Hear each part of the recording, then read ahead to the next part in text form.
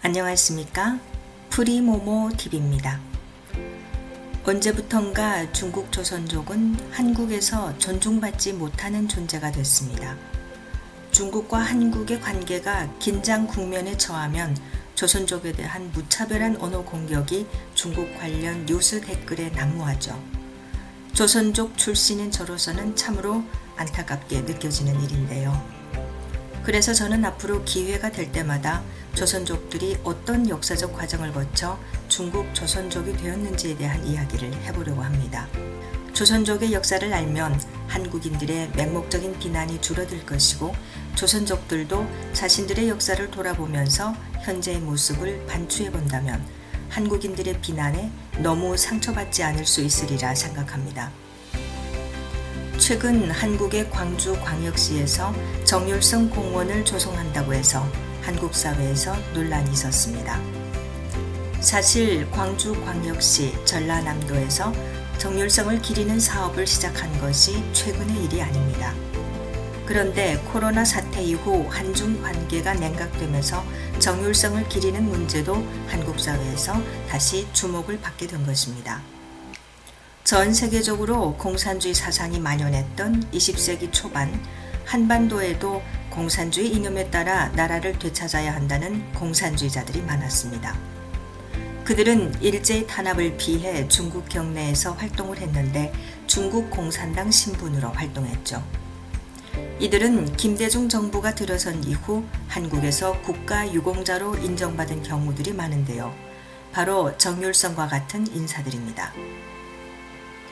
연변을 방문하는 한국분들은 연변대학 캠퍼스를 찾는 경우들이 있는데 아마 연변대학 구도서관 건너편에 있는 린민호 초대 부총장의 흉상을 보셨을 것입니다. 린민호 부총장은 이미 1920년대부터 공산주의 운동가로 한반도와 만주 지역에서 활동했고 1928년부터 4년간 모스크바 동방노동자 공산대학에서 공산주의 교육을 받은 충실한 공산주의자입니다. 그는 함흥 적색 노동조합 사건으로 체포돼서 1932년부터 1940년까지 일제 지하에서 7년간 옥살이를 하기도 했습니다. 석방 후 만주 지역에서 조용히 지내다가 1945년 광복이 되자 중국 공산당에 가입해서 활동을 재개합니다. 린민호는 광복 후 만주 지역에서 영향력이 있는 조선인 사회의 지도자 중 한 명이었고 중화인민공화국이 성립된 이후 연변조선족 자치주 연변대학 초대 부총장으로 임명돼서 연변대학의 건설을 진두지휘했습니다. 6.25 전쟁 당시에는 연변의 조선인들에게 북한을 지원하여 6.25 전쟁에 나서라고 적극적으로 호소했던 인물이기도 합니다.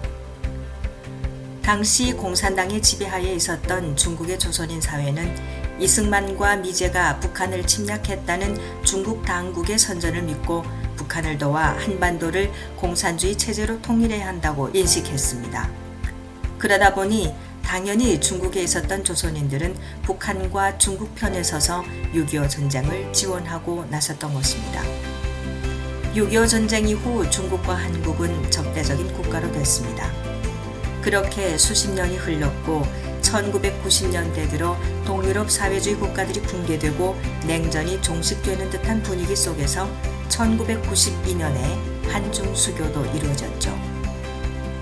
한국과의 교류가 단절되었던 시기 한국을 남조선이라 부르며 거지의 나라라고 배웠던 조선족들은 88 올림픽을 통해서 한국 사회를 접하게 되었고 한국의 발전상에 깜짝 놀랐습니다. 그리고 동포의 나라를 동경하기 시작했죠. 그때까지만 해도 조선족들이 한국에 오기란 하늘의 별 따기였습니다. 그럼에도 불구하고 조선족들의 코리안 드림은 부풀어갔고 불법 체류를 해서라도 한국에서 돈을 벌려는 사람들이 많아졌습니다. 이때 민족주의적 성향이 강한 한국의 제야 시민단체 정치권 인사들이 중국 조선족들을 동포로 포용하자는 주장을 하면서 조선족들에게 유리한 정책들을 펴기 시작합니다. 입국 문턱이 낮아졌고 재외동포로 인정해줬고 정착 과정에 다른 국가의 이주자들보다 혜택이 많았습니다. 현지 동포 사회에 대한 지원도 많아졌습니다. 조선족들은 자신들의 존재를 인정해주고 받아준 민주당에 감사하며 그들을 지지하기 시작했습니다. 조선족들은 중국 국적을 가지고 있는 이상 한국에서 참정권은 없었지만 민주당의 여러 가지 행사에 곧잘 등장했습니다. 타국의 내정 간섭을 반대한다고 표방하면서 중국의 내정 간섭에 극도로 민감한 중국 정부도 조선족들의 한국 내에서의 민주당 지지 활동에 대해서는 크게 문제 삼지 않았습니다. 심지어 한국 언론은 한국 민주당 정치인은 좋게 포장하고 민주당 반대 진영의 정치인들에 대해서는 민주당이 상대 진영을 공격하는 내용을 그대로 옮겨서 보도합니다. 김대중, 노무현, 문재인, 이재명 이런 민주당 정치인들은 매우 훌륭한 인물로 평가됩니다. 이렇게 되니 중국 내의 조선족은 물론 한국에 와 있는 조선족들도 민주당 인사들을 좋게 생각하고 지지하게 되고 민주당도 친중 노선을 갈 수밖에 없습니다. 중국 조선족은 기본적으로 자기들의 조국을 중국이라고 생각하기 때문에 중국과 한국의 관계가 좋아지기를 바랍니다. 그것은 중국에서의 조선족들의 삶뿐만 아니라 한국에 거주하는 조선족들에게도 도움이 된다고 보기 때문입니다.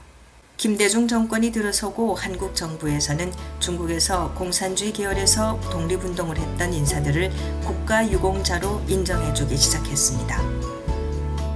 중국에서 한평생 공산주의 운동을 했던 린민호 부총장도 이 시기 한국 정부로부터 국가유공자로 인정됐습니다. 저는 이 사실을 알고 굉장히 의아했습니다.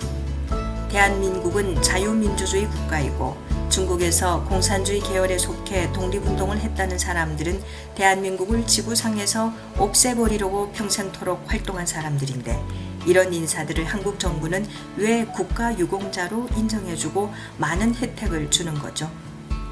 대한민국이 참 너그러운 나라구나 하는 생각도 들었고 또 한편으로 한국 사회에는 민족주의를 앞세워 공산주의 계열에서 활동한 인사들을 독립운동가로 숭상하는 사람들도 많구나 하는 사실을 확인하게 되었습니다. 이처럼 중국 조선족 출신 공산주의자들에 대해 무조건 포용하려는 인사들의 노력이 있었기에 광주광역시에는 이미 정율성 거리가 조성됐고 최근에는 사회적 논란에도 불구하고 48억 원을 투자해서 정율성 공원을 조성했는데 6월 초에 곧 준공된다고 합니다. 이미 사회적으로 거센 반발을 샀기 때문에 정율성 공원이라는 이름을 고집할지는 잘 모르겠습니다. 곰곰이 따져보면 정율성 공원 조성이라는 이 논란의 중심에는 결국 중국 조선족의 국가 정체성, 민족 정체성의 문제가 있는 것 같습니다. 그들은 엄연히 한반도와 같은 언어와 문자를 사용하는 한민족의 후대들입니다. 그러나 그들은 중국 국적을 가진 중국 국민이기도 합니다. 그렇다면 그들은 언제부터 자신들의 조국을 중국이라고 생각하게 됐을까요?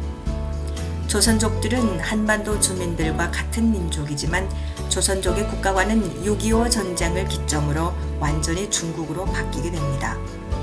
다시 말해 중국에 이주했던 조선인들은 1945년 광복 당시만 해도 자신들을 중국에 거주하는 한반도인 조선인으로 인식하며 살았습니다. 그런 사실은 광복 이후 만주 지역에서 발행됐던 한인 신문들에서도 찾아볼 수 있습니다. 그러나 중국 공산당이 만주 지역을 점령하기 시작한 1945년 말부터 조선인들의 세계관에는 변화가 생기기 시작합니다. 이 과정에 절대적인 영향을 미친 세력이 바로 1940년경부터 공산당의 지휘하에 들어간 조선의용대와 원래부터 만주 지역에서 활동했던 동북항일연군 출신들입니다. 이들 조선인 공산주의자들은 만주 지역에서 조선인 마을을 찾아다니며 공산주의 이념을 설파했고 이국타양에서 힘없고 무시당하는 조선인들이 공산당의 영도를 받아들여야만 인간다운 삶을 살 수 있다고 선전했습니다. 광복이 되어도 한반도에 돌아올 수 없었던 110만 명 정도의 조선인들에게는 선택의 여지가 없었습니다. 만주에 이주해서 피와 땀으로 일궈낸 토지를 빼앗기지 않고 농사 지으며 살아남으려면 그 땅을 지배하는 세력에게 순응할 수밖에 없었던 것입니다.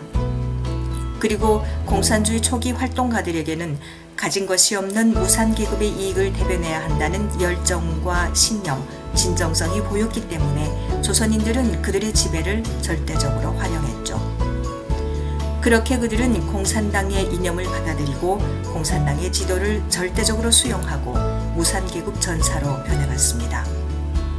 만주의 조선인들만 그렇게 변해간 것이 아니라 장제스의 국민당이 패망한 후 중국이 중국 공산당에 장악되면서 중국 사회 전체가 그렇게 변해갔습니다. 그렇다면 중국의 조선인들은 왜 임시정부의 독립운동가들의 영향을 받지 않았는가? 그런 의문이 들 수 있습니다. 상해 임시정부가 활동했던 주 무대인 중국의 남방 지역과 농민이 주를 이루었던 조선인들이 땅을 일구고 농사를 지으면서 거주했던 만주 지역은 거리가 멀었기 때문에 직접적인 영향을 주고받지 못했던 것으로 보입니다. 상해 임시정부는 광복 이후 초기에는 국민당의 도움을 받아 선양 지역의 교민들을 돕는 사무처를 두고 조선인들의 귀환을 돕고 정착을 돕는 활동을 했지만 국민당이 국공내전에서 밀리면서 타이완으로 쫓겨나는 신세가 되자 1947년경부터는 모두 손을 털고 한반도로 귀환할 수밖에 없었습니다. 상해 임시정부 계열의 인사들이 대부분 남한으로 귀환한 것과는 반대로 공산주의 계열의 독립운동가들은 일부는 북한으로 들어가 건국 준비에 참여했고 대부분은 중국의 만주 지역에서 조선인들을 상대로 군인을 모집하여 조선의용군 규모를 키우면서 한반도 공산화를 위한 후방기지 건설에 돌입합니다. 조선인 공산주의자들에게서 만주는 한반도 공산화의 후방기지로 인식되었던 것입니다. 이 과정에 1946년부터 1950년까지 조선인들은 중국 공산당과 국민당의 내전에 동원됩니다. 이 역사에 대해서는 나중에 기회가 되면 다시 다뤄보겠습니다. 이 당시 조선인 공산주의자들은 북한과 중국을 비교적 자유롭게 넘나들면서 활동합니다. 그들은 혹은 북한 노동당 혹은 중국 공산당에 가입되어 활동했죠. 린민호, 정율성도 그런 인사들 중 한 명이었고 그들은 한반도를 공산주의 체제로 통일하려고 했던 세력이었습니다. 정율성의 음악적 재능이나 업적은 최근 한국 사회에서도 많이 알려져 있어서 제가 굳이 언급하지 않겠습니다. 제가 얘기하고 싶은 것은 중국에서 공산주의 계열에서 독립운동을 했고 광복 이후에는 중국 공민으로 살아간 조선인 공산주의자들을 한국 사회가 어떻게 받아들여야 되는가 하는 문제입니다.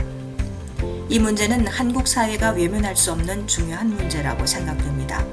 왜냐하면 이 문제에 대한 합의가 이루어지지 않으면 중국이나 북한에서 중국 공산당, 북한 노동당에 가입해서 6.25 전쟁의 선봉에 섰던 사람들 모두를 대한민국에서 국가 유공자로 인정해야 하는 모순에 빠질 수도 있기 때문입니다.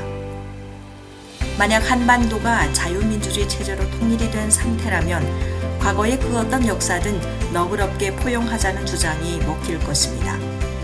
그러나 아직도 한반도는 서로 다른 체제의 남북으로 분단된 상태이고 자유민주주의의 대한민국을 흔드는 북한의 공작은 중단된 적이 없기 때문에 대한민국에서 일방적으로 자유민주주의를 공격한 세력들을 국가 유공자로 인정하고 높이 평가하는 것이 과연 합리적인 것일까요? 이 문제는 또 중국 조선족들이 한국 사회를 어떻게 이해하고 적응해야 하는가 하는 주제와도 관련이 있습니다. 만약 중국 공산당원이면서 대한민국의 적대적이었던 인사들을 대한민국에서 국가 유공자로 인정해주면 조선족들은 중국에서 교육을 통해 배운 공산주의식 역사관, 전체주의적인 가치관을 한국 사회에서 그대로 적용해도 된다고 생각할 수 있습니다. 다시 말해 한국과 중국은 비슷한 체제의 사회라고 받아들일 수 있다는 것이죠. 일당 지배 체제의 중국과 자유민주주의 대한민국은 비슷한 체제입니까? 그렇다면 공산당 출신 독립운동가들이 바랐던 것처럼 한반도가 공산주의 체제로 통일되었어도 괜찮았을까요? 한반도 전체가 중국이나 북한처럼 되어도 괜찮은 것일까요? 여러분의 생각은 어떠하십니까? 오늘의 영상 여기서 마치겠습니다. 감사합니다.